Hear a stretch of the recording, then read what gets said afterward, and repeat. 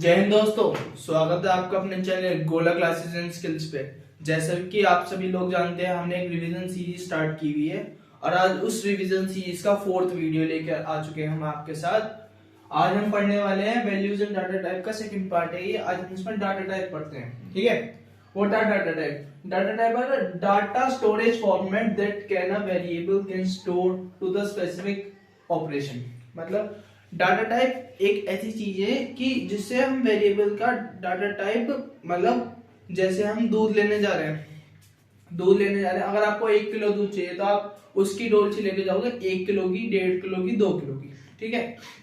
तो अब आपको 5 किलो दूध चाहिए। अब इसका मतलब ये थोड़ी है कि तुम 5 किलो की डोलची के लिए 1 किलो वाली डोलची ले जाओ। 5 किलो दूध के लिए 1 किलो वाली डोलची तो नहीं चलेगी, उसके लिए कम से कम 5 किलो की या उससे बड़ी चाहिए।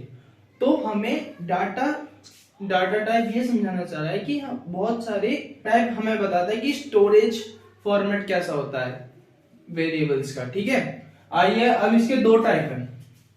पहला प्रिमिटिव, दूसरा नॉन प्रिमिटिव। प्रिमिटिव को हम और भी नामों से बोलते हैं, just like basic, built in, non reference data type.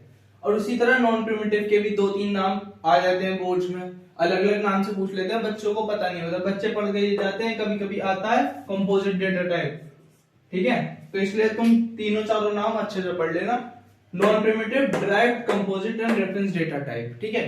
अब आते हैं प्रिमिटिव डेटा टाइप क्या होता है? Fundamental data type that are integral part of the Java program, ठीक है। ये basically predefined data type है, प्री डिफाइंड, ठीक है। अब इसके भी दो पार्ट है, न्यूमेरिक डेटा टाइप और नॉन न्यूमेरिक।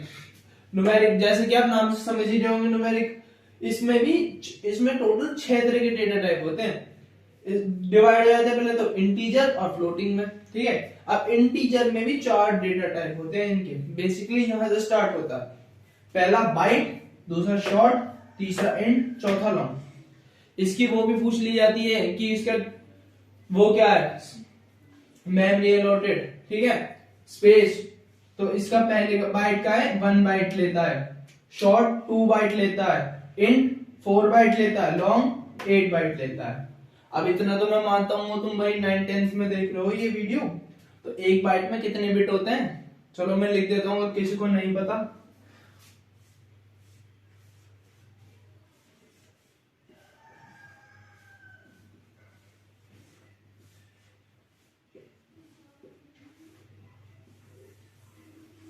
ठीक है। अब इसमें क्वेश्चन ये भी पूछ लिया जाता है, एक बिट में कितने बाइट है, एक बाइट में सॉरी कितने बिट है, शॉर्ट में कितने बिट्स हैं।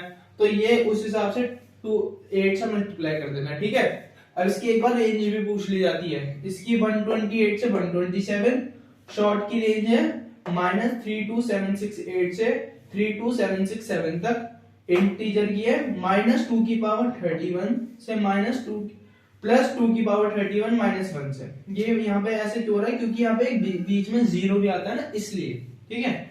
ऐसी लॉन्ग की रेंज है -2 की पावर 61 से 2 की पावर 61 -1 तक, ठीक है। अब आता है दूसरा, वो होता है फ्लोट। फ्लोट क्या है? वो 4 बाइट लेता है, 4 बाइट उसकी मेमोरी है, ठीक है। डबल उसकी 8 बाइट स्टोरेज है, ठीक है। इसकी रेंज की बात की जाए तो ये 7 डेसिमल पॉइंट्स तक ये फ्लोट कर सकता है, ठीक है। और डबल की बात की जाए तो ये 15 डेसिमल पॉइंट्स तक कर सकता है, ठीक है। अब आते हैं नॉन न्यूमेरिक डेटा टाइप तक। नॉन न्यूमेरिक समझ में तो आ रहा होगा भाई, इसमें कोई इंटीजर का पार्ट ही नहीं है, ठीक है। अब आते हैं, इसके भी दो पार्ट, एक कैरेक्टर, एक बोलियन। कैरेक्टर कितनी मेमोरी लेता है? 2 बाइट, बोलियन 1 बाइट, ठीक है। इसकी रेंज की बात की जाए, हमारे जावा में कितने कैरेक्टर हैं? 5 6 5 5 3 6 कैरेक्टर हैं। ये नंबर नहीं है, कैरेक्टर है। नंबर भी होते हैं इसमें, जैसे एस्काई वैल्यू भी पढ़ी होंगी तुमने, ए का अलग एस्काई कोड है, ठीक है। छोटे ए का एस्काई कोड अलग है, 9 का कोड अलग है, ऐसे बहुत सबके ये एस्काई कोड्स की वैल्यू होती है, लेकिन ये कैरेक्टर्स में आती है, ठीक है। अब बाइट क्या होता है? बोलियन में 1 बाइट होती है, 2 मेमोरी यूज करता है, एक ट्रू या फॉल्स, ठीक है। ये टेबल अपनी कॉपी में याद करना लेना, बहुत इंपॉर्टेंट टेबल है, इससे बहुत क्वेश्चंस बनते हैं, ठीक है। अब एक टॉपिक और है टाइप कन्वर्जन, तो हम वो भी पढ़ लेते हैं, ठीक है।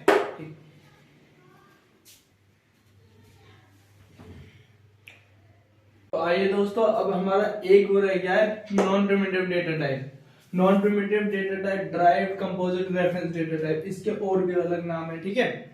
नॉन प्रिमिटिव डेटा टाइप, नाम से समझ रहा हो, they are created through primitive data type. ये पहले से क्रिएट नहीं होते, ये हम खुद क्रिएट करते हैं।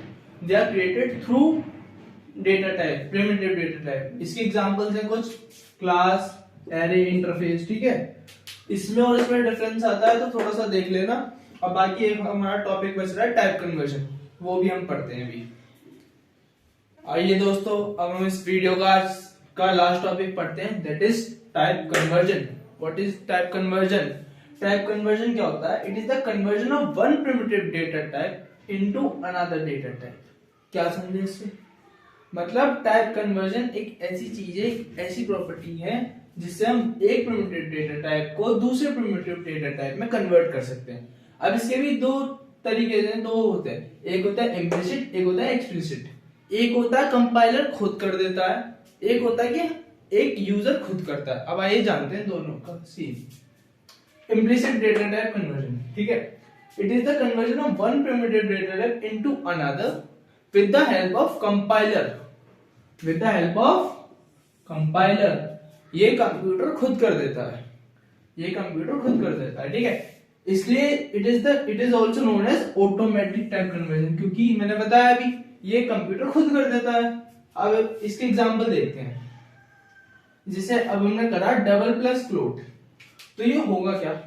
डबल प्लस फ्लोट करा, जो ये छोटी वाली वैल्यू है, अभी मैंने आपको पढ़ाया था प्रिमिटिव डेटा टाइप, तो उसमें रेंज और वो मेमोरी स्पेस उसके उसे अच्छे से पढ़ना, उससे ही होगा।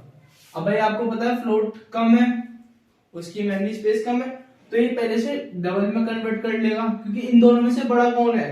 डबल।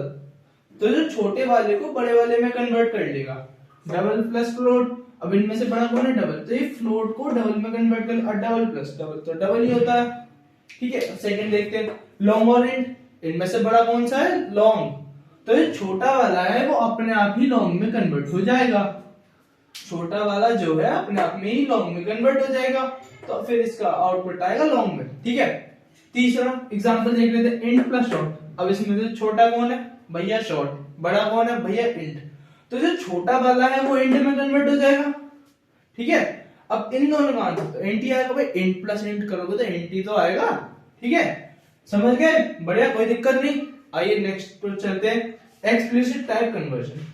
इसे भैया हम टाइप कास्टिंग से भी कहते हैं। बहुत बार बोर्ड में क्वेश्चन आता है एक्सप्लिसिट टाइप कन्वर्जन की जगह टाइप कास्टिंग लिख देते हैं, बच्चों को आता होता है लेकिन उन्हें इसका दूसरा नाम नहीं पता होता, तो आप देखना टाइप कास्टिंग भी पढ़ दे जाना बिल्कुल अच्छे से, ठीक है। पढ़ते हैं, it is the conversion that are done forcefully by a programmer. ये प्रोग्रामर फोर्सफुली करता है, ये कंपाइलर नहीं करता, ये प्रोग्रामर फोर्सफुली करता है अपने प्रोग्राम में। जस्ट लाइक हमें कुछ रिक्वायरमेंट है, जैसे अब हमें इंट को, मैं बोल रहा हूं इंट को बाइट में करना है, अगर ये अकॉर्डिंग टू दिस चले तो ये होएगा ही नहीं, ये तो आंसर इंट में दे देगा, क्योंकि भैया भी आपने बताया जो बड़े वाला, जो छोटा वाला होगा उसे बड़े वाले में कन्वर्ट कर दो, इसका आंसर अकॉर्डिंग टू दिस, इसका आंसर इंट में आ जाएगा, ठीक है। और ये हमें चाहिए नहीं, ये हमें चाहिए, हमें इसका आंसर चाहिए बाइट में, हमें इसका आंसर चाहिए बाइट में। तो अब उसके लिए क्या करना है? उसके लिए आता है कंसेप्ट एक्सप्लिसिट टाइप कन्वर्जन का।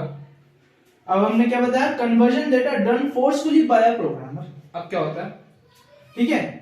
तो और इसे टाइप कास्ट, इसका दूसरा एक और नाम होता है नैरोइंग कास्टिंग, बहुत इंपॉर्टेंट है, ठीक है। अब एग्जांपल से समझते हैं, ठीक है। अब मैंने लिया int a is equals to 10, ठीक है, b is equals to 3, ठीक है, रैंडम एग्जांपल है, ठीक है। और हमने एक वेरिएबल लिया फ्लोट c, ठीक है। अब मैं देखता हूं c is equals to a divide by b, ठीक है। अब इसका आउटपुट क्या आना चाहिए? ये बोलेगा भैया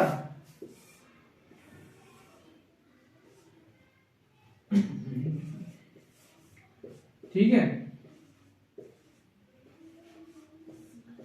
अभी इंटीजर पार्ट ले लेगा, पॉइंट में तो आता नहीं, इंटीजर पार्ट ले लेगा। अब इसका आंसर आएगा यहाँ पे 3, और ये एक्चुअल में तो होता नहीं भैया, आपको पता 3.33 आंसर आएगा। अब हमने लिखा c इक्वल टू फ्लोट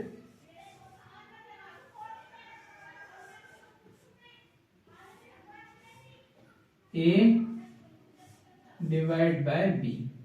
अब देखो अब यहां क्या हुआ, ये हमने ये कन्वर्ट कर लिया a को फ्लोट में, a को हमने कर लिया फ्लोट में कन्वर्ट, ठीक है। जिसमें भी आपको करना है उसके आगे उसके ब्रैकेट लगा देना दोनों तरफ, तो ये आपका कन्वर्ट हो जाएगा फ्लोट में। अब float divide by integer, answer क्या में आएगा, आंसर क्या में आएगा भाई इंटीजर में, ठीक है। अब इसका आंसर फिर आ जाएगा 3.33, ठीक है। अब यहाँ पे भी आ रहा था 3.33, लेकिन यहाँ क्या दिक्कत हो रही थी, ये सिर्फ इंटीजर पार्ट रिटर्न कर रहा था, ठीक है। अब जैसे आपने यहाँ पे फ्लोट करा तो ये पूरा आंसर 3.33 रिटर्न करेगा, ठीक है। समझ गया बिल्कुल।